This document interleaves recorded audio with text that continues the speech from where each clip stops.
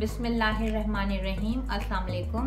आज मैं आपको एग पुडिंग बनाना सिखा रही हूँ। इसके लिए जो हमें इंग्रेडिएंट्स चाहिए, milk 2 cups, sugar half cup, whipping cream half cup, coconut milk 5 tablespoon, eggs 4, vanilla extract 1 teaspoon, bread slices 3, condense milk half tin. एक सॉस पैन में हाफ कप शुगर लेके लो फ्लेम पर कैरेमल बनाएं।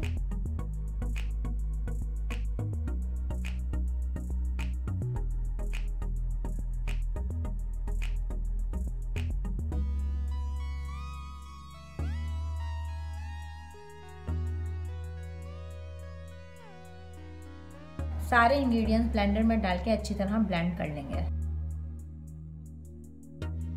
एक baking tray के ऊपर हम pudding को रखेंगे और बेकिंग ट्रे के अंदर हम 2 कप्स वाटर डालेंगे और 350 डिग्री फ़ारेनहाइट पे इसे बेक करेंगे।